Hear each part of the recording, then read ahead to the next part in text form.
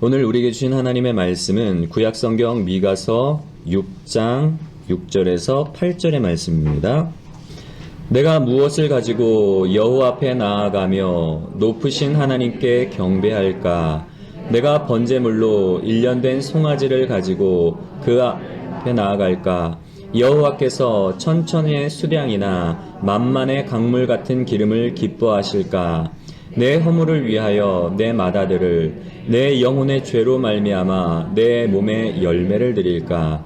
사람아, 주께서 선한 것이 무엇임을 내게 보이셨나니 여호와께서 내게 구하시는 것은 오직 정의를 행하며 인자를 사랑하며 겸손하게 내 하나님과 함께 행하는 것이 아니냐. 아멘.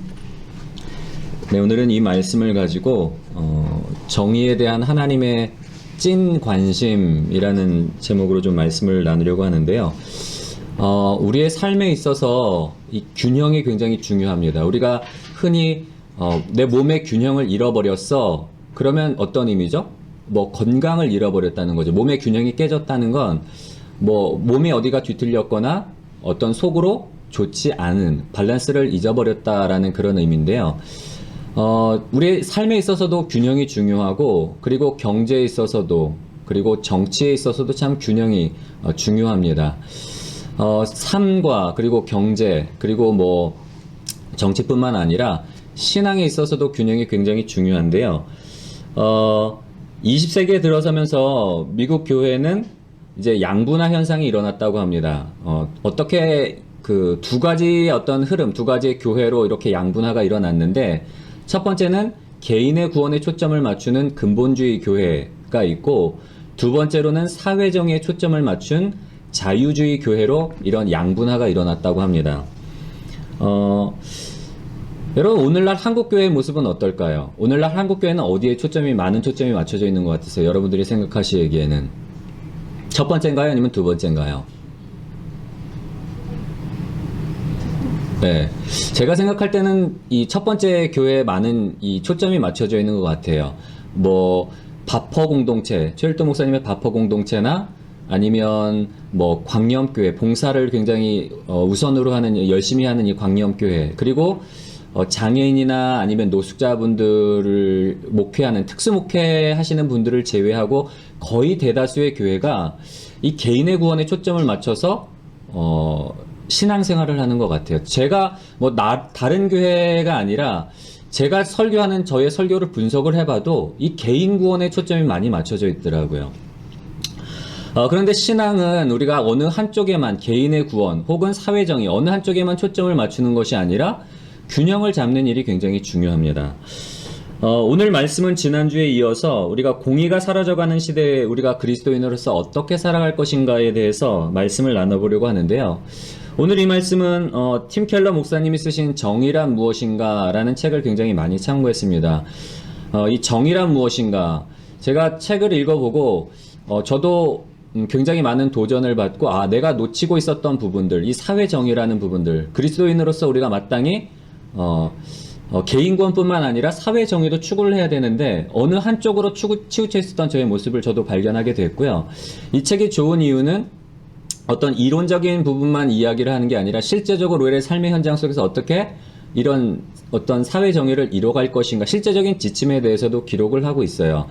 그래서 이 책은 여러분들이 한번 꼭 읽으셨으면 좋겠고요. 제가 친교실에 비치해 놓도록 하겠습니다. 시간이 되신다면 꼭 이 책은 한번 읽어보시기를 바랍니다.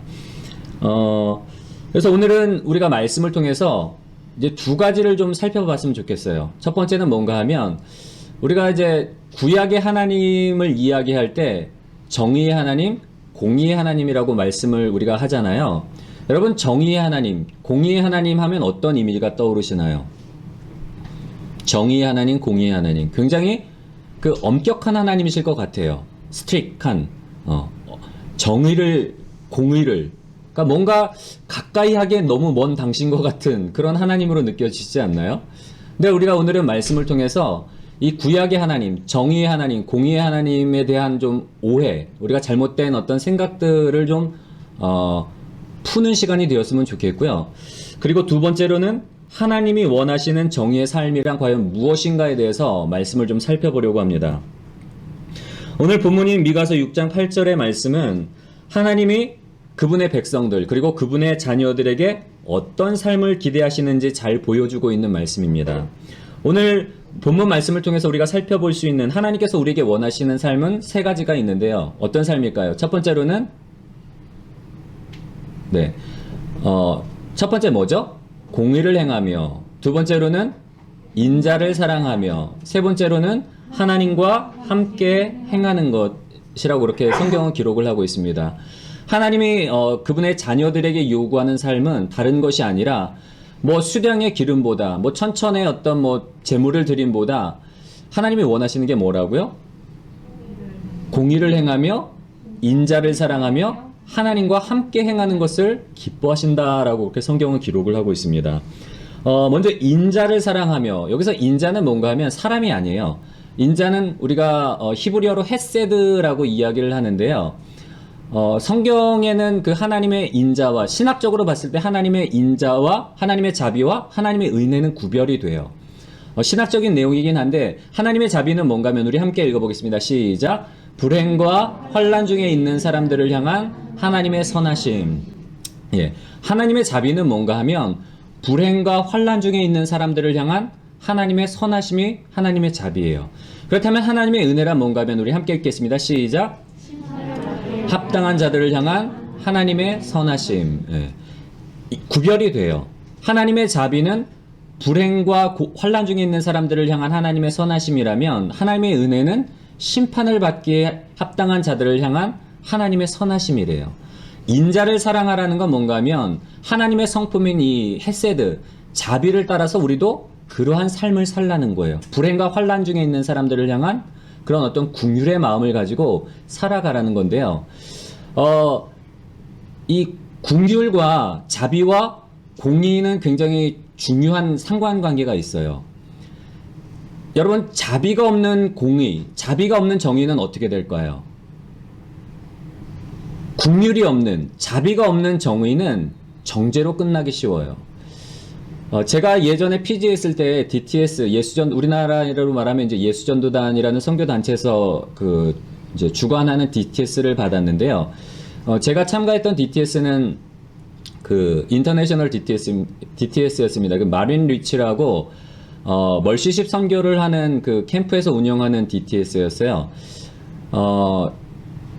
스태프들이 이제 현지에서 이제 사역을 하다 보니까 스태프들이 이제 로컬 사람들인 거죠. 피지안들이 이제 스텝으로 이제 섬겨줬는데, 근데 제 눈에는 이 현지인, 피지안 이 스태프들이 그렇게 좋지 않게 보이는 거예요. 왜냐하면 이 사람들의 어떤 동기, 스텝으로 섬기는 동기가 무언가 이 외국에서 오는 사람들, 이 훈련자들, 참가자들을 통해서 뭔가를 얻으려고 하는 것 같은 그런 모습들이 저의 눈에 비춰지는 거예요.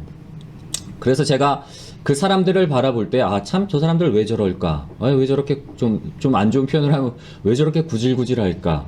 왜 저렇게 선수하지 못한 동기를 가지고 있을까? 나름대로 그렇게 좀 정죄했던 마음이 있었어요. 근데 이제 그런 마음에 대해서 제가 회개했던 사건이 하나 있었는데, DTS가 끝나고 한참 지나서, 비전 칼리지라는 이제 사역 현장 가운데, 선교사님, 이제 중국에서 선교하시는 한국 선교사님 부부가 방문하셨던 적이 있어요. 중국이라는 선교지에서 쉽지 않은 선교 상황 가운데서 이제 사역을 하다 보니까, 우리 남편 선교사님과 아내 선교사님 사이에 약간 좀 갈등이 있는 그런 부부였는데, 그럼에도 불구하고 그 아내 선교사님이 남편분에 대해서 되게 인정하는 부분이 있었어요. 그건 뭔가 하면 저한테 그러시더라고요. 갈등이 있음에도 불구하고 자기가 남편을 정말 인정하는 부분이 한 가지 있대요. 그건 뭔가 하면 이 선교사님이 조선족 제자를 이렇게 양육하고 있었는데, 이 조선족 제자가 8번을 이 선교사님을 등쳐먹고 도망간 거예요. 돈 빌려갖고 안 갚고, 어렵다고 그래서 빌려가지고 8번이나 도망간 거예요. 근데 이 아내 입장에서는 굉장히 화나죠. 한두 번도 아니고 매번 열심히 할 것 같다가 어려울 때만 그냥 와가지고 돈 빌려가지고 도망가고 너무 속상한 거예요. 그런데도 이 남편분은 그때마다 막 받아주셨대요. 그런데 어떻게 됐을까요, 여러분? 마지막에 이 사람이 정말 진짜 제자가 된 거예요. 정말 지금은 당시에는 제일 충성된 어떤 일꾼으로 변화된 그 이야기를 들려주시더라고요. 아, 우리 남편 정말 뭐 이런 부분들 뭐 마음에 안 들지만 그거 하나는 자기가 인정해 준다고. 제가 그 얘기를 듣는 순간 회개하게 되더라고요. 아, 나한테는 이런 자비가 없었구나. 여러분, 자비가 없는 정의, 자비가 없는 궁율은 뭘로 끝나는가 하면 정죄로 끝나요. 결코 사람을 살릴 수 없고 사람을 세울 수가 없어요. 그래서 정의도 중요하지만 그거 못지않게 중요한 게 뭐라고요? 자비의 마음, 궁율의 마음이 중요하다는 것. 오늘 말씀에는 우리가 하나님이 우리에게 원하시는 삶, 정의를 행하며 공의를 행하며 그리고 인자를 사랑하며 하나님과 함께 행하는 것인데, 하나님과 함께 행한다는 것은 다른 게 아니라 우리가 정의를 추구하고 인자의 삶을 살아가는 거예요. 근데 이 정의라는 것과 그리고 자비라는 것이 나뉘어지는 것이 아니라 오늘 말씀을 통해 보면 이게 같은 맥락임을 알 수가 있어요. 여러분, 우리가 공의란 단어의 의미를 좀 살펴보려고 하는데요. 공의는 히브리어로 미시파트라고 합니다. 이 미시파트의 의미는 크게 두 가지 의미를 살펴볼 수가 있는데, 여러분, 정의, 공의하면 이 벌써 법적인 용어잖아요. 그쵸? 법적 정의를 본다면 인종이나 지위에 상관없이 옳고 그름에 따라 유무죄를 가리는 것이 정의예요. 이 개념을 우리가 익히 알고 있죠. 인종이나 지위 상관없이 하나님의 어떤 말씀을 기준으로 해서 옳고 그름을 가리는 것이 정의예요. 성경에 보면 우리가 출애굽기 말씀에도 보면 너희가 재판을 할 때에 가난하다고 해서 동정심을 가지고 어긋난 판단을 하지 말라 그래요. 물론 힘 있는 사람들에게 그리고 뭐 능력 있는 사람들에게 자기에게 잘해주는 사람의 편도 들지 말 뿐만 아니라 가난하다고 해서 동정심을 가지고 또 이렇게 어그러진 재판을 하지 말라고 하나님께서 분명히 말하세요. 분명히 옳고 그름을, 말씀을 기준으로 옳고 그름을 잘 가리라는 말씀인데요. 첫 번째로는 공의라는 의미에는 이런 의미가 있고, 두 번째로는 우리 한번 읽어볼까요? 시작. 개인으로서 마땅히 받아야 할 목 내지는 권리라는 의미가 있습니다. 개인으로서 마땅히 받아야 할 목 내지는 권리인데요. 그 공의라는 단어가 구약 성경을 보면 약 200번 이상 다양한 형태로 사용되고 있습니다. 특별히 신명기 18장 1절부터 3절의 말씀을 보면 이 미시파트, 정의라는 그 단어가 다른 의미로 쓰여진 그 부분을 볼 수가 있는데요. 우리 신명기 18장 1절부터 3절의 말씀을 한번 한 목소리로 읽겠습니다. 시작. 레위 사람 제사장과 레위의 온 지파는 이스라엘 중에 분깃도 없고 기업도 없을지니 그들은 여호와의 화제물과 그 기업을 먹을 것이라. 그들이 그들의 형제 중에서 기업을 가지지 않을 것은 여호와께서 그들의 기업이 되심이니 그들에게 말씀하심 같으니라. 제사장이 백성에게서 받을 몫은 이러하니 곧 드리는 제물의 소나 양이나 그 앞다리와 두 볼과 위라. 이것을 제사장에게 줄 것이요. 아멘. 여기서 미시파트라는 단어가 어디에서 쓰였는가 하면 백성에서 받을 목, 이 몫이라는 단어가 미시파트예요. 여러분, 이 정의라는 단어가 옳고 그름을, 하나님의 말씀을 기준으로 해서 차별 없이 옳고 그름을 가리는 것뿐만 아니라 어떤 의미로도 쓰였다고요? 한 개인으로서 마땅히 받아야 될 어떤 권리나 몫을 가리킬 때도 이 공의라는 단어가 쓰여졌어요. 이 의미가 굉장히 중요해요. 우리 한번 다 같이 읽어볼까요? 시작. 공의는 한 개인으로서 마땅히 받아야 할 몫을 받게 하는 것이다. 아멘.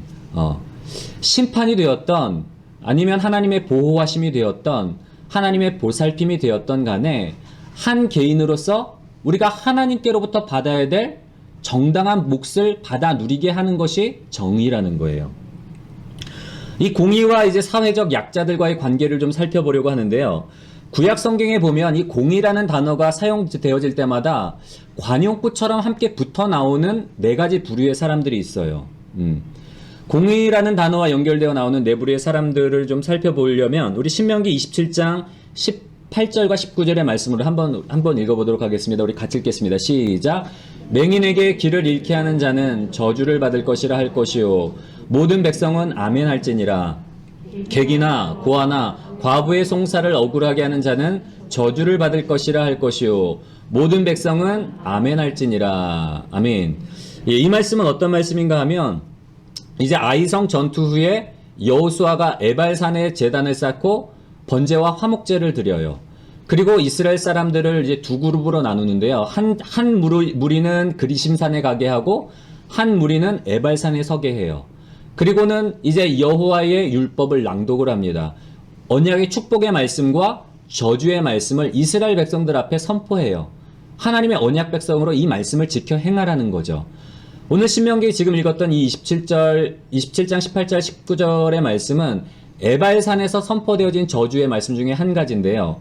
맹인에게 길을 잃게 하는 자는 저주를 받을 것이라. 객이나 고아나 과부의 송사를 억울하게 하는 자는 저주를 받을 것이라. 우리 한 구절만 더 읽어보겠습니다. 스가랴 7장 9절부터 10절의 말씀. 우리 한 목소리로 읽어보겠습니다. 시작. 만군의 여호와가 이같이 말하여 이르시기를 너희는 진실한 재판을 행하며 서로 인애와 긍휼을 베풀며 과부와 고아와 나그네와 궁핍한 자를 압제하지 말며 서로 해하려고 마음에 도모하지 말라 하였으니. 아멘. 여러분, 우리가 신명기 27장 말씀 그리고 스가랴 7장의 말씀을 통해서 이 공의라는 단어, 이게 재판과 계속 연관되어서 나오는 네 부류의 사람이 있는데요. 여러분 찾으실 수가 있겠어요? 이 네 부류의 사람들은 뭘까요? 보면은 고아, 과부, 나그네, 가난한 자들. 이 공의라는 단어는 이 네 부류의 사람들과 연관되어서 나와요. 이 네 부류의 사람들은 어떤 사람들인가 하면 사회적 약자예요. 사회적으로 힘이 없는 사람들. 누군가 도와주지 않으면 자기의 권리, 자기의 몫을 제대로 챙길 수 없는, 제대로 누릴 수 없는 이런 사람들이란 말이에요. 여러분, 공의가 뭐라 그랬죠? 공의는 다른 것이 아니라 한 개인으로서 하나님으로부터 마땅히 받아야 될 권리 혹은 축복을 받아 누리게 하는 것이 공의예요. 그렇다면 우리가 이 사회적 약자들에게 이런 하나님으로부터 마땅히 받아야 될 축복과 어떤 도움과 어떤 은혜들을 우리가 흘려보내지 않는 것, 그건 뭐가 될까요? 불의가 되는 거예요. 불의. 하나님은 우리에게 뭘 원하신다고요? 공의를 행하며 인자를 사랑하며 하나님과 함께 행하라고 그렇게 말씀을 하고 있습니다. 여러분, 하나님께서는 사회적 약자에 대해서 관심을 갖고 계실 뿐만 아니라 이런 사회적 약자들이 이스라엘 백성들 속에서, 사회 속에서 정당한 어떤 권리, 정당한 자기의 몫을 받아 누릴 수 있도록 구체적인 장치까지 만들어 놓으셨어요. 우리가 구약 성경 속에서 하나님께서 이 사회적 약자들에 대한 관심을 갖고 계실 뿐만 아니라 이들을 위해서 마련해 놓은 장치들을 좀 살펴본다면 첫 번째는 뭐가 있는가 하면 채무 탕감 규정이 있어요. 빚을 탕감해주는 규정인데요. 신명기 15장 1절부터 2절의 말씀을 우리 한 목소리로 함께 읽어보겠습니다. 시작. 매 7년 끝에는 면제하라. 면제의 규례는 이러하니라. 그의 이웃에게 꾸어준 모든 채주는 그것을 면제하고 그의 이웃에게나 그 형제에게 독촉하지 말지니 이는 여호와를 위하여 면제를 선포하였음이라. 아멘. 누군가에게 돈을 혹은 어떤 물질을 빌려주었다면 독촉하지 말래요. 아, 이거 봐. 이제 7년 후면 내가 당신에게 빚을 못 받는데 빨리 빚 갚으라고 독촉하지 말라는 거예요. 여호와를 위해서 면제해 주라는 거예요. 7년 끝에는 누군가에게 돈을 빌리면 내가 갚을 수 있는 한 최대한 노력을 하는데 현실적인 여건이 안 돼서 갚지 못하면 7년째 되는 때에는 다 받았던지 받지 못했던지 간에 면제를 해주래요. 중간에 독촉하지 말고. 누구를 위해서? 여호와를 위해서. 우리 한 가지 더, 한 말씀을 더 찾아보겠습니다. 신명기 15장 7절부터 8절의 말씀인데요. 하나님께서는 거기에 더 나아가서 우리에게 요구하시는 바가 있는데 우리 신명기 15장 7절부터 8절의 말씀도 한 목소리로 읽겠습니다. 시작. 내 하나님 여호와께서 내게 주신 땅 어느 성읍에서든지 가난한 형제가 너와 함께 거주하거든 그 가난한 형제에게 내 마음을 완악하게 하지 말며 내 손을 움켜쥐지 말고 반드시 내 손을 그에게 펴서 그에게 필요한 대로 쓸 것을 넉넉히 꾸어주라. 아멘. 이게 하나님의 말씀이에요. 하나님의 마음. 너희가 같이 사는 성읍에, 너희가 사는 성읍에 가난한 형제가 있는데 누군가 그 가난한 형제가 너희에게 도움을 요청하면 손을 움켜쥐지 말고 인색한 마음을 갖지 말고 넉넉히 구워주래요. 넉넉히 구워주면 하나님께서 뭐 하시겠다는 거죠? 너에게 복 주시겠다는 거예요. 이게 채무탕감 규정이고요. 두 번째, 사회적 약자를 위한 그 제도적 장치가 뭔가 있는가 하면 이삭줍기 규정이에요. 말씀을 보면 신명기 23장 24절부터 25절의 말씀을 함께 읽겠습니다. 시작.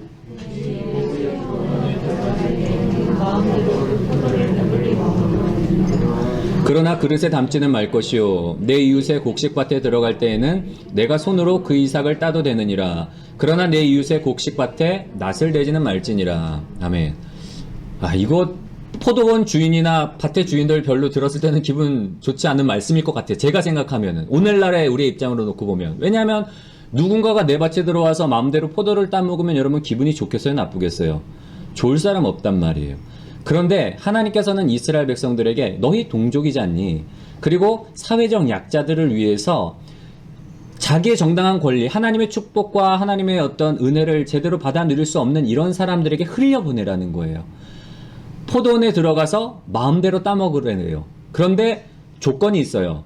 그릇을 가져가지 말라는 거예요. 이거 그릇을 가져간다는 건 뭐예요? 굉장히 많이 따갈 수도 있는 상황이잖아요. 그리고 낫을 가지고 간다는 건 기계적으로 많이 추수를 해갈 수 있는 상황이에요. 도움이 필요한 사람에게도 제약을 두세요. 그 자리에서 먹을 수 있는 만큼만 먹는 거예요. 그리고 이 밭의 주인도 허락을 해주는 거고. 한 구절만 더 읽어보겠습니다. 신명기 24장 19절부터 22절의 말씀을 함께 읽겠습니다. 시작. 내가 밭에서 곡식을 벨 때에 그 한 뭇을 밭에 잊어버렸거든 다시 가서 가져오지 말고 나그네와 고아와 과부를 위하여 남겨두라. 그래하면 내 하나님 여호와께서 내 손으로 하는 모든 일에 복을 내리시리라. 내가 내 감람나무를 떤 후에 그 가지를 다시 살피지 말고 그 남은 것은 객과 고아와 과부를 위하여 남겨두며 내가 내 포도원의 포도를 딴 후에 그 남은 것을 다시 따지 말고 객과 고아와 과부를 위하여 남겨두라. 너는 애굽 땅에서 종되었던 것을 기억하라. 이러므로 내가 내게 이 일을 행하여 명령하노라. 아멘. 추수할 때도 마찬가지예요. 다 추수하지 말고 밭에 귀퉁이는 남겨두고 그리고 다 거두지 말고 떨어진 것은 추수하다가 떨어진 것은 거두지 말고 누구를 위해서 남겨두라고요? 객이나 고아나 과부나 가난한 자들을 위해서 남겨두라는 거예요. 그리고 추수할 때 감람나무나 그리고 포도원의 포도를 추수할 때도 다 따지 말고 가난한 자들을 위해서 고아나 과부나 사회적 약자들을 위해서 남겨두라는 거예요.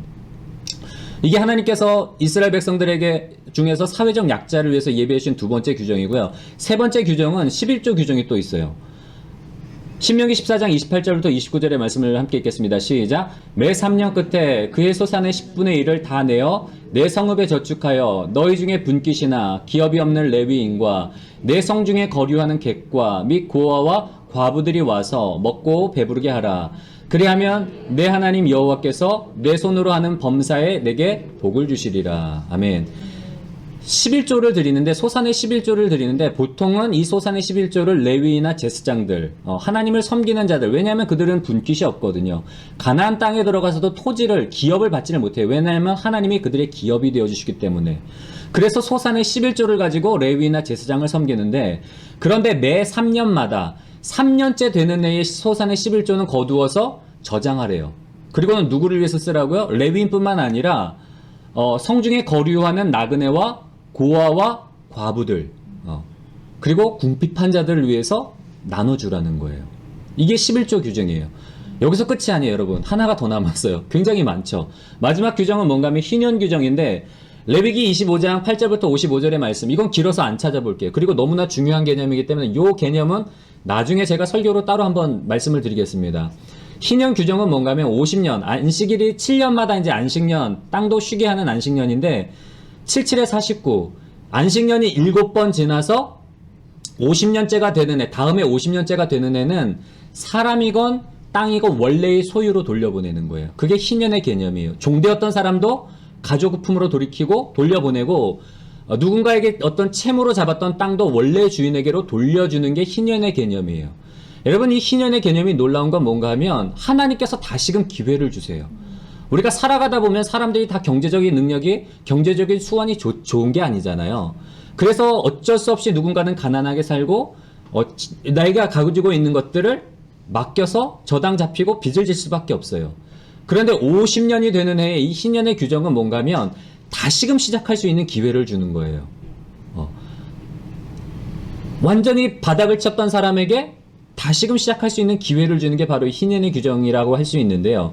하나님께서는 어떠한 사회적 약자들에 대한 관심만 가지고 계신 게 아니라 이 사회적 약자들이 이스라엘 백성, 이스라엘 사회 속에서 살아갈 수 있도록 제도적인 장치를 마련해줘요. 뭐죠? 첫 번째가 뭐라 그랬죠? 채무탕감 규정, 두 번째는 이삭주기 규정, 세 번째는 11조 규정, 그리고 네 번째는 신년의 규정입니다. 이런 제도적 장치를 마련해 주신 거예요, 하나님께서. 그만큼 이 이스라엘 백성들 안에, 이스라엘 백성들뿐만 아니라 세상 속에 살고 있는 소외된 자들, 가난한 자들, 사회적 약자들에 대해서 하나님께서는 관심을 갖고 계신 거예요. 이런 사람들에게도 하나님의 사랑과 하나님의 긍휼과 하나님의 자비가 흘러 들어갈 수 있도록 이 사람들이 마땅히 하나님으로부터 받아야 될 보호하심과 돌보심을 베풀라는 거예요. 누구를 통해서? 우리를 통해서. 여러분, 하나님은 어떤 하나님일까요? 오늘 말씀을 통해서 살펴본 하나님. 어떤 하나님이죠? 정의의 하나님인데 이 하나님이 굉장히 놀라운 하나님이에요. 여러분, 그 당대의 신관, 세상 문화 속의 신들은 어떤 신인가 하면 소외계층이 아닌 왕이나 제사장 혹은 어떤 힘있는 장군 같은 엘리트들을 위한 신이었어요. 이 당시의 대다수의 신들이. 소외된 계층을 위한 신은 없어요. 소외된 계층들이 믿는 신은 저급한 신이라고 여겨졌단 말이에요. 뭐 바벨론의 마르둑 같은 그런 신, 이런 신들은 누구를 위한 신들이에요? 힘 있는 자들, 돈 있는 자들, 권세 있는 자들을 위한 신이란 말이에요. 그런 배경 가운데서 하나님은 어떤 하나님이라고요? 고아들의 아버지로 불려지고 과부들의 재판장으로 불려지는 하나님이에요. 여러분, 이 하나님, 당시의 어떤 세상 신관과는 다른 소외된 자들을 향해 긍휼의 마음을 갖고 계신 이 하나님의 신관은 정말 코페르니쿠스적인 어떤 전환이라고 말할 수 있는 그런 사상인 거예요. 예수님도 마찬가지죠. 여러분, 예수님이 인간의 몸을 입고 이 땅에 오셨다는 것, 그리고 하나님인 그분이 우리와 같은 인간의 몸을 입고 오셨다는 것뿐만 아니라 하나님 자신인 그분이 우리를 구원하기 위해서 우리의 죄를 대신 지시고 십자가상에서 죽으셨다는 것도 가히 혁명적인 발상인 거예요.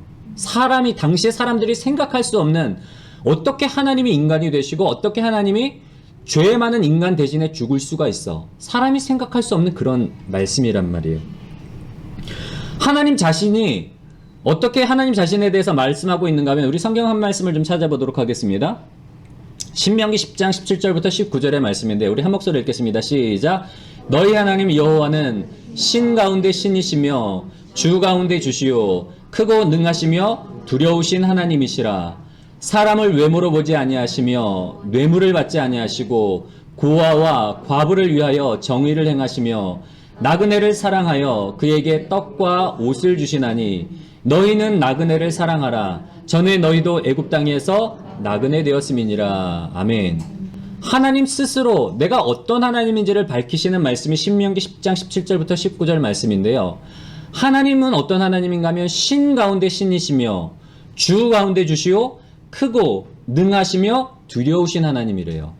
하나님이 능력이 없고 하나님이 힘이 없고 하나님이 보잘것없는 존재여서 힘없고 소외된 자들을 돌보는 미천한 하나님이 아니라는 거예요. 하나님은 모든 신 가운데 신이시오 모든 주 가운데 주시오 크고 능하시며 두려운 하나님이신데 그럼에도 불구하고 하나님은 사람을 외모로 보지 아니하시고 뇌물을 받지 아니하시고, 왜냐하면 공의 하나님이기 때문에, 정의 하나님이기 때문에. 그것뿐만 아니라 하나님은 어떤 하나님이라고요? 고아와 과부를 위하여 정의를 행하시며 나그네를 사랑하여 그에게 떡과 옷을 주시나니. 여러분, 이게 하나님의 말씀이에요. 하나님이 어떤 분이라고요? 정의의 하나님이신데 그 하나님은 무서운 하나님, 엄격한 하나님이 아니라 햇세들을 가지고 자비를 가지고 궁휼을 가지고 사회적 약자들을 돌보시는 하나님이래요. 모든 사람들에게 하나님의 정의, 하나님의 자비, 하나님의 돌보심, 하나님의 사랑이 돌아갈 수 있도록 공평하게 사랑하시는 하나님이 바로 이 정의의 하나님이에요. 여러분, 하나님이 정의에 대해서 얼마나 그 진짜 마음을 가지고 계신지, 공의에 대해서, 정의에 대해서 하나님의 찐 마음을 살펴볼 수 있는 그 구절이 있는데요. 신명기 25장 17절부터 19절의 말씀을 우리 한 목소리로 읽어보겠습니다. 시작. 너희는 애굽에서 나오는 길에 아말렉이 내게 행한 일을 기억하라. 곧 그들이 너를 길에서 만나 내가 피곤할 때에 내 뒤에 떨어진 약한 자들을 쳤고 하나님을 두려워하지 아니하였느니라. 그러므로 내 하나님 여호와께서 내게 기업으로 주어 차지하게 하시는 땅에서 내 하나님 여호와께서 사방에 있는 모든 적군으로부터 내게 안식을 주실 때에 너는 천하에서 아말렉에 대한 기억을 지워버리라. 너는 잊지 말지니라. 아멘.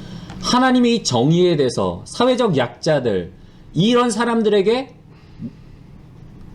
정말 마땅한 어떤 권리들, 마땅한 어떤 돌봄이 돌아가도록 하기 원하는 그 마음, 하나님의 얼마나 그런 마음을, 간절한 마음을 갖고 계신지를 살펴볼 수 있는 말씀이 바로 이 신명기 25장 17절 19절 말씀인데요.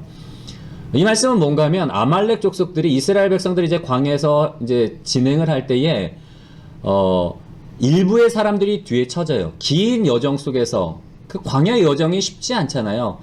떼약볕과 그늘도 없고 멀고 덥고, 이 여정 속에서 어린 아이들, 노약자들, 그리고 그 아낙네들, 유부녀들은, 그 부인들, 아이들을 케어하는 이 여자들은 뒤처질 수밖에 없어요. 자연스럽게.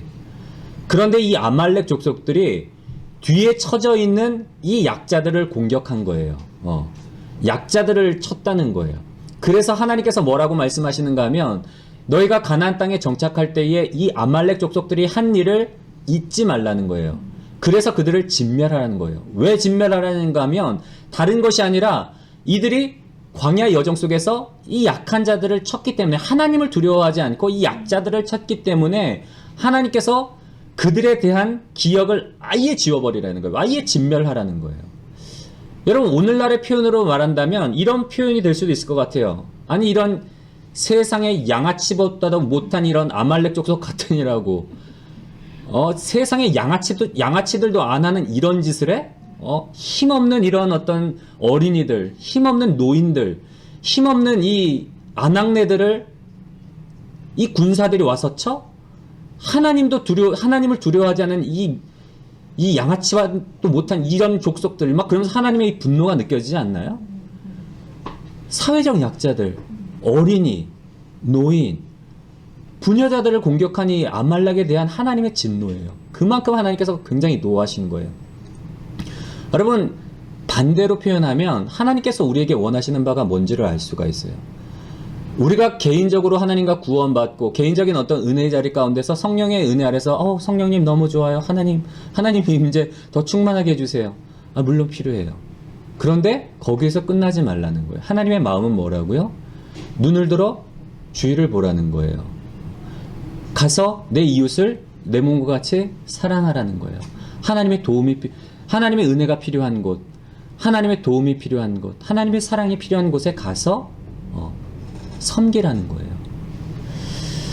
여러분, 우리는 제가 아까 처음에도 말씀을 드렸죠. 우리가 말씀을 통해서 첫 번째로는 뭘 원했으면 좋겠다고요?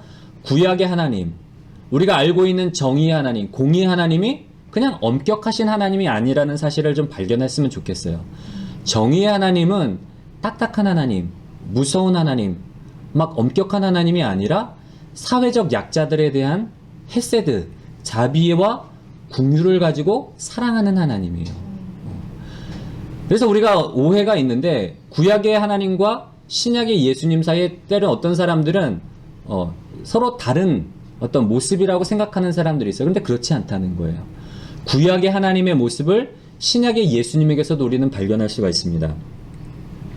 누가복음 14장 12절 14절의 말씀도 우리 한 목소리 한번 읽어볼까요? 오늘은 좀 성경을 많이 읽죠? 우리 한 목소리 읽겠습니다. 시작. 또 자기를 청한 자에게 이르시되 내가 점심이나 저녁이나 베풀거든 벗이나 형제나 친척이나 부한 이웃을 청하지 말라. 두렵건대 그 사람들이 너를 도로 청하여 내게 갚음이 될까 하노라. 잔치를 베풀거든 차라리 가난한 자들과 몸 불편한 자들과 저는 자들과 맹인들을 청하라. 그리하면 그들이 갚을 것이 없으므로 내게 복이 되리니 이는 의인들의 부활 시에 내가 갚음을 받겠음이라 하시더라. 아멘. 신약의 예수님, 율법을 완성시키러 오신 예수님도 구약에서 하나님께서 강조하셨던 것들을 동일하게 강조하고 계세요. 고아나 과부나 나그네나 가난한 자들을 돌보고 섬기라는 거예요.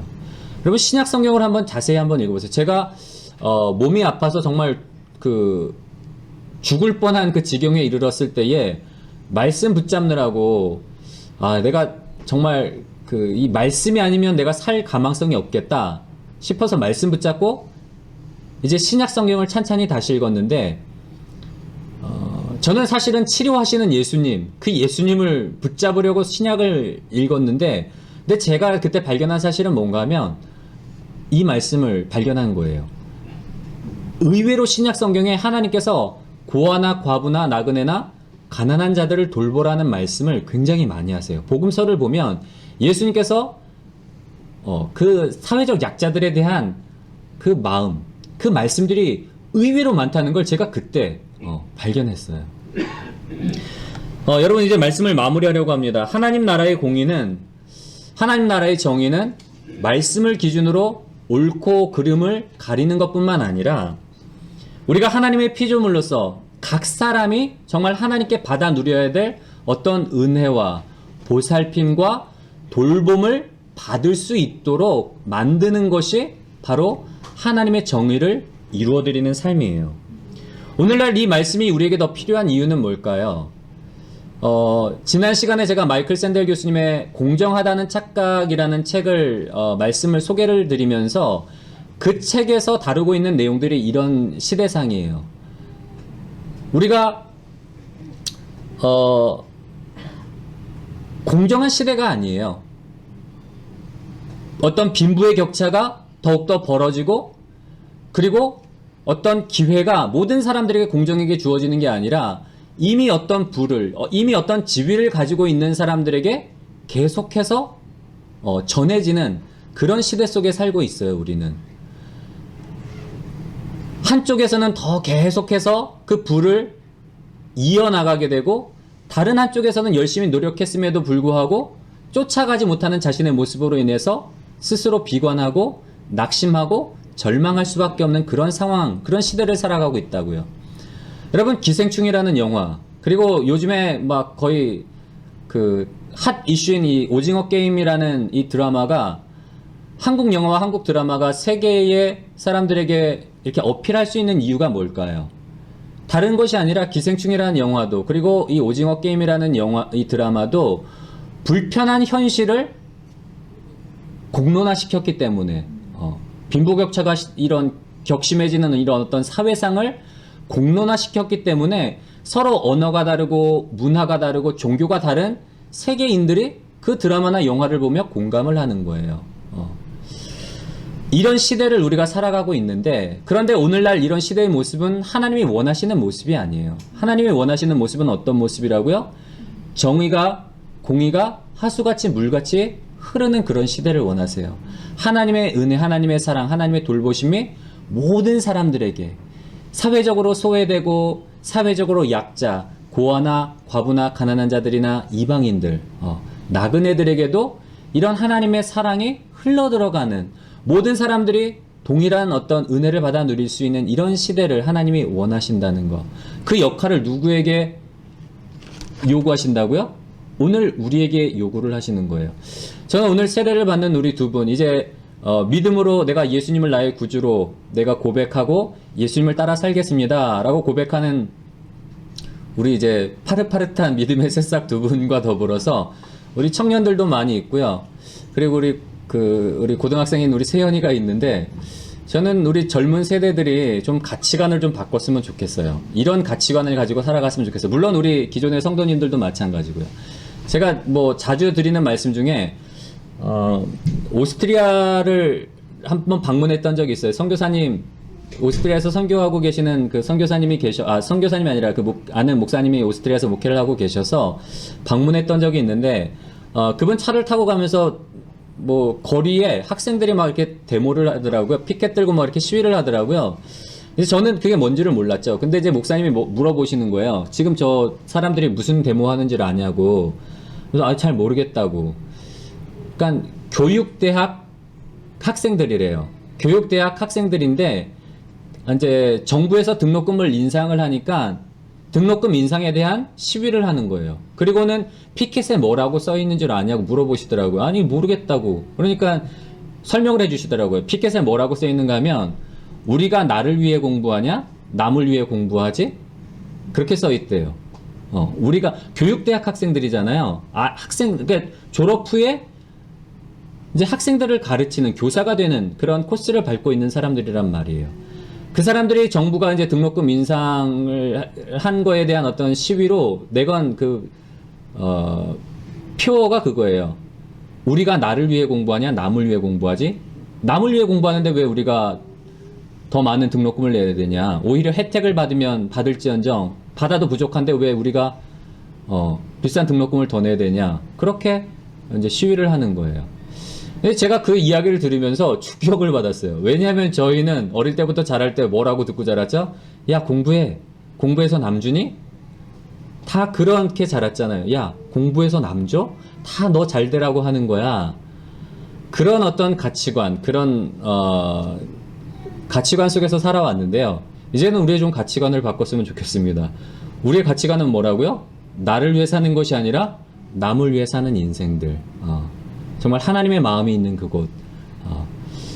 개인의 구원도 중요하지만 개인의 구원 못지않게 중요한 것.